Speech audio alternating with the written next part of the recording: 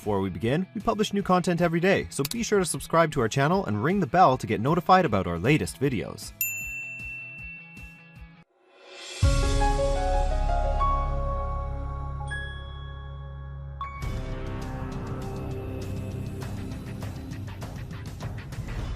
Part 1. You are going to hear a conversation between Angela and Mr. Ray.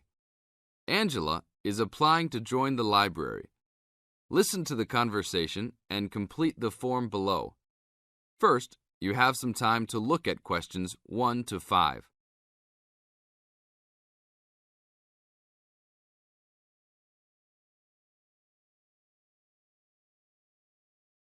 Now we shall begin. You should answer the questions as you listen, because you will never hear the recording a second time. Hello. How can I join the library? Well, you need to make an application. Would you like to do it now? Yes, if I can. One moment and I'll get the form. Now, I just need to ask you a few questions before you sign at the bottom. Okay. Your full name, please. Angela Mary Price. Price? Yes, that's right. Okay. And your address? Apartment 3, 86 Bridge Street, Pimlico. Bridge Street. That's just near here, isn't it? Yes, not very far. Good. So the postcode must be 2065, right? Yes, that's right. Now, your telephone number. I need both home and work if you have them. My home number is 8763-5142, and work is 8456-1307. Do you need anything else, like ID or something? Yes, your driver's license will do, if you have one. Right. It's easy to remember. I know it by heart. 4040AC. I'm afraid I'll also need to see it. Okay, here it is. Thanks. And your date of birth, please? 24 March 1981. Okay, thanks. That's the most important part completed. But if you don't mind, I'd also like to ask you a few questions for a survey we're conducting. Yes, that's okay. Now you have some time to read questions 6 to 10.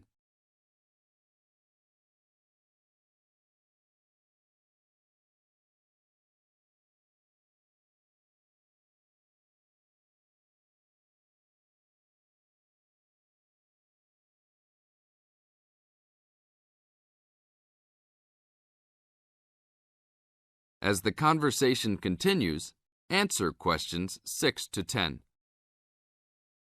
What kind of books do you like to read? Here's a list to look at. Oh, it varies from time to time, but I always like to relax and learn about other countries I might visit one day. I don't like anything too heavy or serious, unless it's about animals or the environment. I'm not really into sport very much. Anything else? Well, I do like entertaining at home. You know, dinner parties. So I suppose you'll have something for me in that line. The pictures in those books always make me hungry, although they never seem to turn out exactly as they look in the books.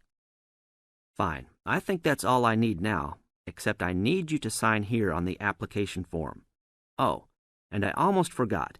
The membership fee is $20, which is refundable if you no longer stay a member. There you are. Do I sign at the bottom here? Yes, that's right. You can borrow books now if you wish, although your membership card won't be ready until next week. So if you want to borrow today, you can pick up your card when you return your first books. That's if you want to take some now. I think I will, but I'll have a look around first. Okay, take your time. That is the end of Part 1. You now have half a minute to check your answers.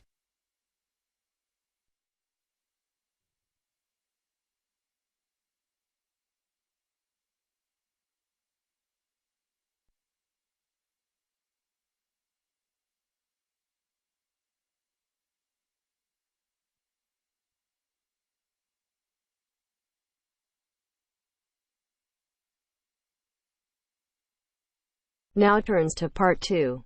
Part 2. You will hear a reporter talking on the radio about old racing cars. First, look at questions 11 to 16.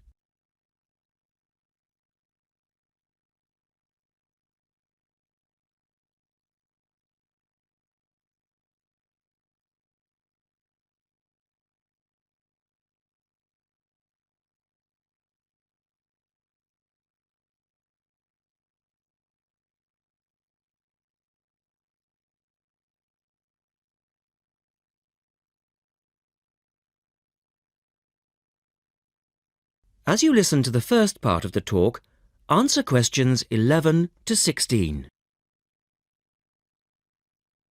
The Goodwood Museum is currently celebrating some of the most extravagant types of car design in its Festival of Speed. Here's our reporter, Vincent Freed, who's on site to tell us about some of the cars on display. Well, here I am, standing in front of one of the most prestigious cars ever built, the Duesenberg. A fantastically expensive, luxurious car built in the early part of the 20th century and bearing all the glamorous qualities of the Jazz Age. How many were there?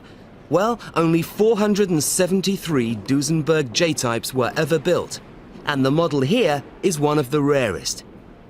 Each had a short 125-inch chassis or framework, and the body was always in the form of an open two-seater. The technology behind the car's 6.9-litre engine was extraordinary. It featured capsules of mercury in the engines to absorb vibration and provide an incredibly smooth ride. In fact, these cars offered unparalleled performance. In an age when 160 kilometers per hour was considered very fast, the Duesenberg promised a top speed of 180 kilometers per hour and could do 140 kilometers per hour in second gear. Duesenberg, who designed the car, sold it as a frame and engine. This was typical of the age again, and many prestige manufacturers such as Rolls-Royce did exactly the same. Owners able to afford the hefty $9,000 price tag for the basic car would then commission a coachwork company to build a body tailored to their own individual requirements. The Duesenberg's great attraction for the driver was its instrument panel, which offered all the usual features, but also several others, including a stopwatch. It was the Duesenberg's technology that lay behind its success as a racing car, and they dominated the American racing scene in the 1920s, winning the Indianapolis Grand Prix in 1924, 25, and 27. Now look at questions 17 to 20.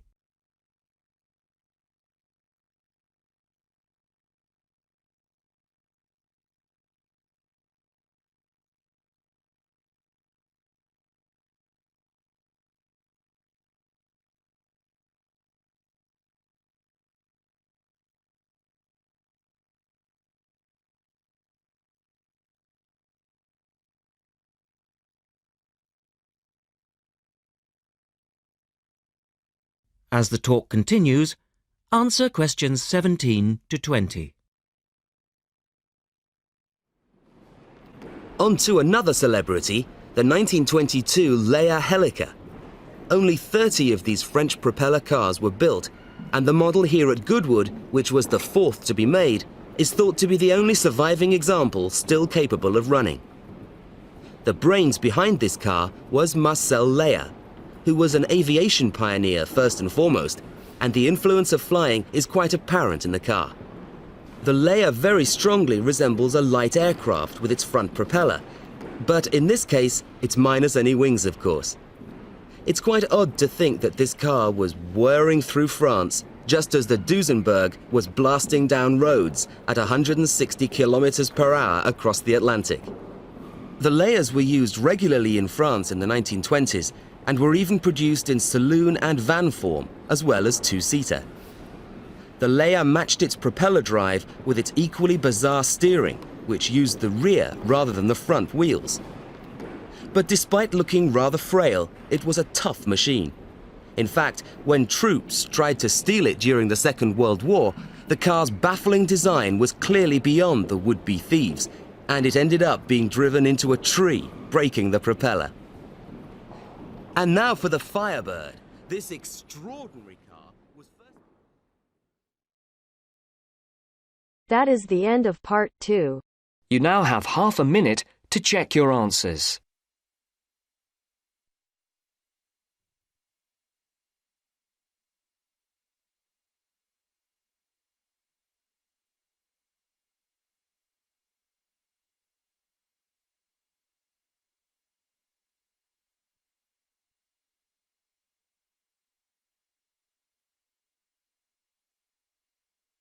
Now turns to part 3.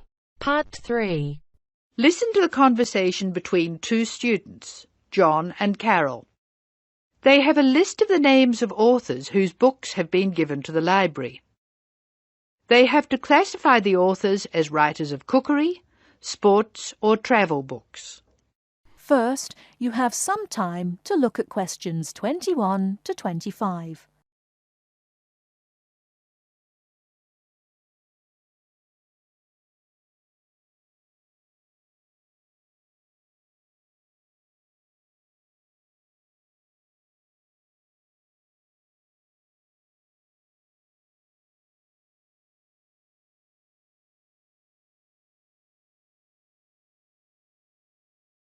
Now, listen carefully and answer questions 21 to 25. This is a great collection of books, isn't it? Very impressive. Who gave them to us? Apparently the donor was a book reviewer. There are a lot of books about sport. Here's one, My Life in Cricket. Well, that's certainly sports. Who's the author? Peter Adams. He also wrote Journeys Through Spain. Did he? Next one is Stephen Bow. He wrote Summer Barbecues, Cooking for Singles, Dinners by Candlelight. Anything else? No. Do you have anything by Pam Campbell? Wanderings in Greece, My Life in Russia, Travels in the Amazon, and Pam Campbell's Guide to a Successful Trip. Sounds like she got around. My next one is C. Ketzik. He has a list of books about football, the World Cup, Heroes of the World Cup, Playing with the Round Ball, Soccer for Everyone. That's enough. He was a one-topic writer. Ari Hussein, however, wrote about cooking and travel. His series of cookbooks is called Living and Cooking in Spain, Living and Cooking in China, Living and Cooking in Brazil. He's been everywhere. I've got a specialist here, Sally Innes on tennis. Here are some of her titles: Improve Your Serve, Tennis for Everyone, Tennis Forever.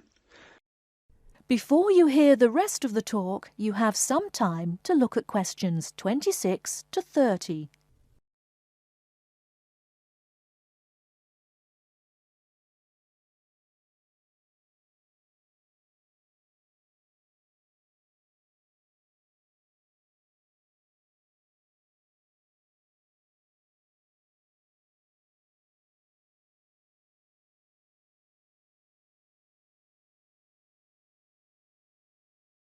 Now listen and answer questions 26 to 30.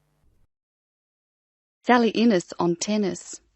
Here are some of her titles: Improve Your Serve, Tennis for Everyone, Tennis Forever. Meg Jorgensen has 3 books, one in each category: Cooking for Health, Sport is Good for You, and Travelling in Australia. A varied talent. Who's next? Bruno Murray. He wrote children's books, a whole series called A Child's Guide to, and then The Name of the City.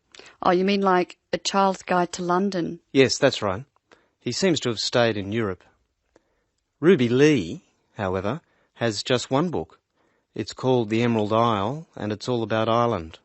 Apparently she went around Ireland on foot. Jim Wells wouldn't like that. His books are all about motor racing. Nice photos of old racing cars. Don't you love the goggles on the driver? They do look strange, don't they?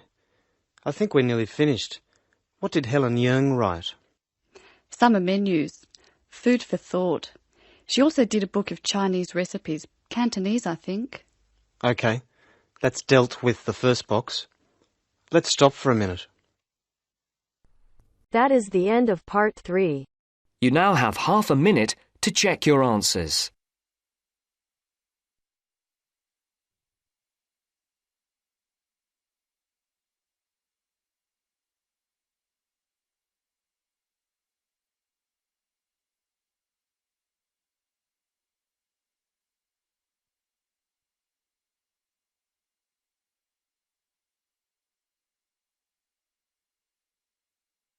Now turns to part 4.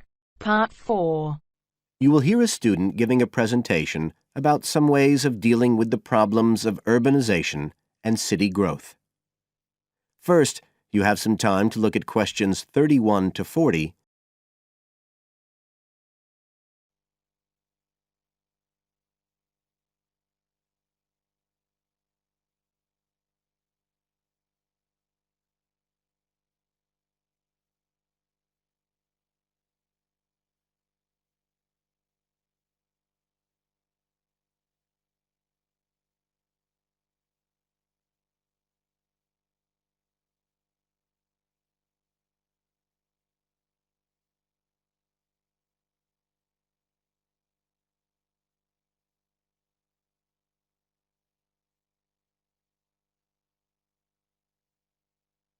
Now listen carefully and answer questions 31 to 40.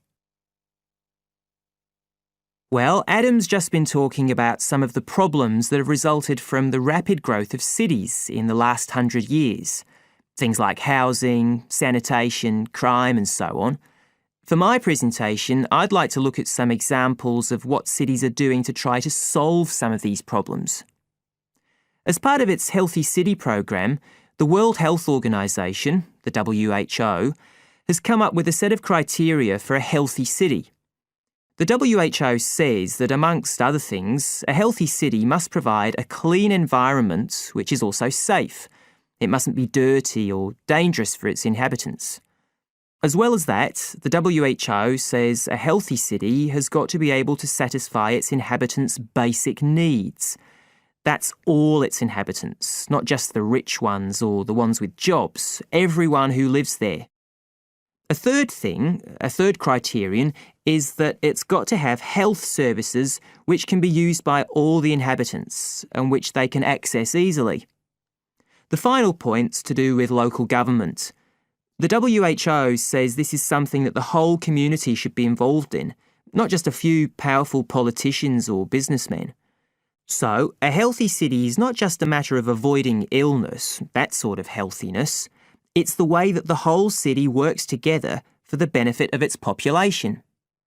OK, so what I'd like to do now is to look at some projects in different cities around the world where cities have tried to meet these criteria, to make their cities healthy ones.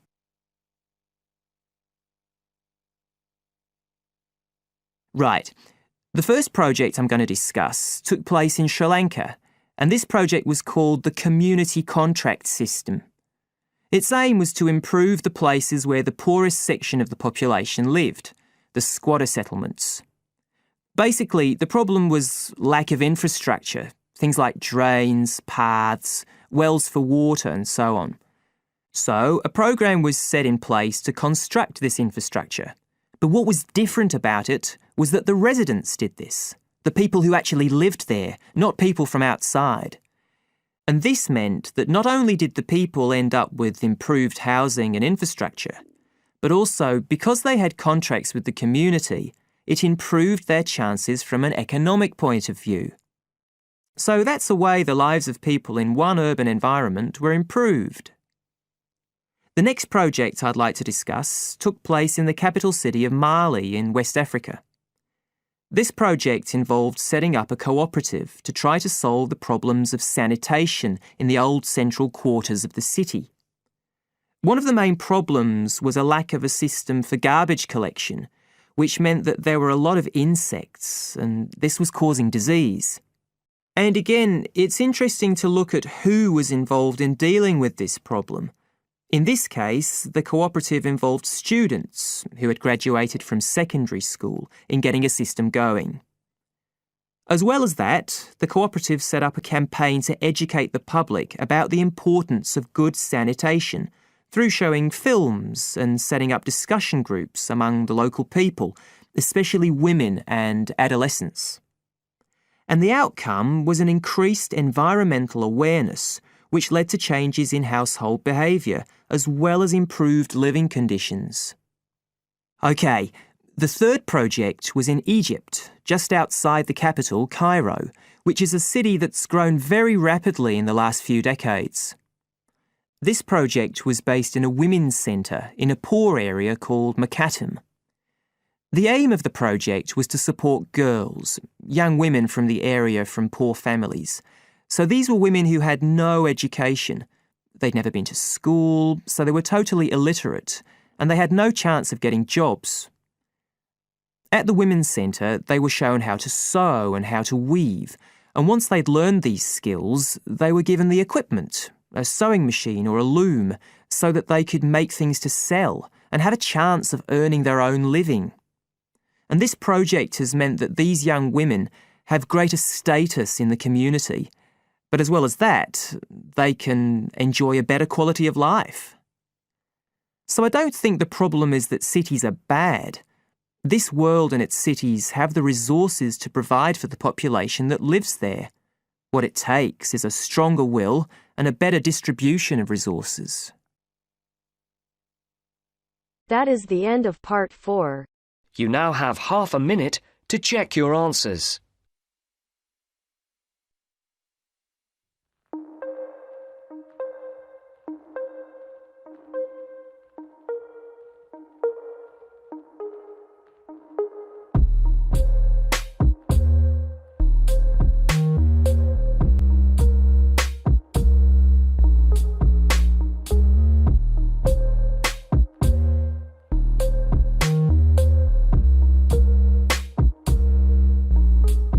That is the end of the test.